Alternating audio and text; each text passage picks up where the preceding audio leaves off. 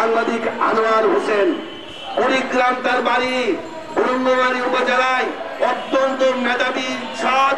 তার মা এখানে আছেন, তার মাকে নিয়ে আসেন আমার পাশে। দেখেন আমার পাশে যে বৃদ্ধ মহিলাটি দাঁড়িয়ে আছে, কুড়িগ্রাম বরঙ্গমারী থেকে 400 কিলো রাস্তা পাড়ি দিয়ে আজকের এই কর্মসূচি হবে বলে এই বৃদ্ধ মা বাবা তার সন্তানকে বাঁচানোর জন্য, মুক্তির জন্য পাশে দাঁড়িয়েছে। সন্তানের মুক্তির জন্য সাংবাদিক আনোয়ার হোসেন, তৎকালীন ওসি মনিরুজ্জামান, বরঙ্গমারী থানার পুলিশ সুপারের দুর্নীতি অনিয়ম নিয়ে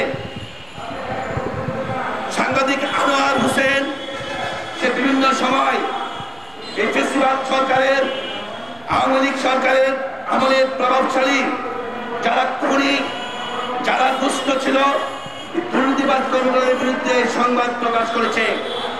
সে কারণে সাংবাদিক আনোয়ার হোসেন ছাত্র জীবনে ছাত্রদলের সদস্য ছিল।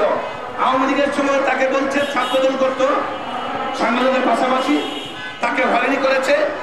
5 আগস্টের পর তাকে আবার ছাত্রদলের প্রতিনিধি সে আছে, তাকে বানিয়েছে ফেসিবাদ নিষিদ্ধ আওয়ামী লীগের সদস্য বানিয়ে তাকে 5টি মামলায় 1টি মামলার বাদী এখানে এসেছেন। বাদী জানেই না যে সাংবাদিক আনোয়ার এই মামলা আসামি, তার কাছে স্বাক্ষর নিয়ে আসামি দিয়েছেন।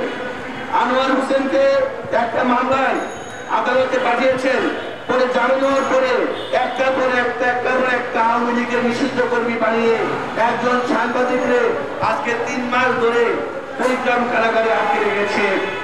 আপনারা বলেন বরঙ্গমারী ওসি সাহেব কত বড়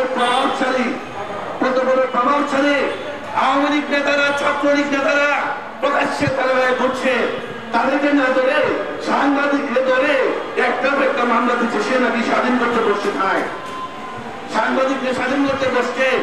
এই বৃদ্ধ মা বাবা এখানে এসেছেন, আপনাদের সামনে কথা বলবে, চোখের পানি আসে। দেখেন একটা চোখ মায়ের অন্ধ, এই মা জেলখানার সামনে তার সন্তানকে দেখে বারবার চোখের পানি ধরায়। আর এমন পাষাণ একজন ওসি,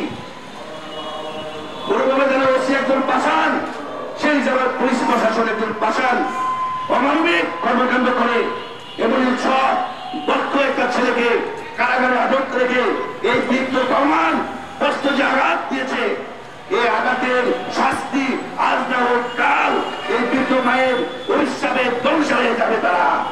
কারণ আমরা একটা জিনিস স্পষ্ট, আনোয়ার ছিল ছাত্রদল করতে, 2টা কমিটিতে সে সরাসরি ছিল, ইন্ডিয়ান ছাত্রদল। সে যেটা দুর্নীতি নিউজ করেছে তাকে মধ্যে নিষিদ্ধ ছাত্রলীগের সদস্য আছে। বলেন একজন সাংবাদিকরে একটা মামলায় গ্রেপ্তার দেখাইছে, আরেকটা ওসি নাকি বলেছেন সাংবাদিক আনোয়ারকে যদি 100 মামলা দিতে হয়, 100 মামলা আসামি করবে। তারপরে দেখে সাংবাদিক নিউজ করছে, তার অপরাধ করছে, তার বাবাকে অপরাধ করেছিল, ছেলের সাথে তার বাবাকে জেলে পাঠিয়েছে। আমি ভাই আমরা সবাই কাজ করছি, আমি নিউজ করবো, আমার বাবাকেও কারাগারে পাঠাবে।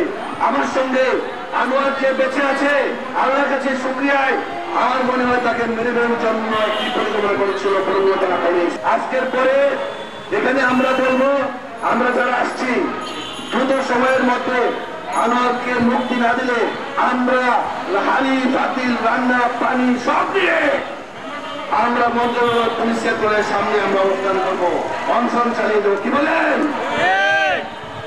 এবং আজকে থেকে বলতে চাই, কোন সাংবাদিকদের যদি অন্যায় ভাবে হামলা করা হয়, নির্যাতন করা হয়, মামলা দেওয়া হয়, এই কর্মসূচি আজকের পর থেকে চলবে। আমরা 2টা জিনিস ক্লিয়ার করব। আমরা শুরু করব আজকে আনোয়ার হোসেনকে দিয়ে। আনোয়ার হোসেন আর বক্সিগঞ্জের বাংলা নিউজের সাংবাদিক নাদিম হত্যা, শেলুল কুন্দ হত্যা, মোস্তফা মামলা প্রত্যাহার সহ দ্রুত 7 দিনের মধ্যে সেই মামলা প্রত্যাহার না করলে আমরা হাড়ি বাতিল নিয়ে আমরা রান্না করবো, এখানেই থাকবো, এখানেই খাবো। কি বলে?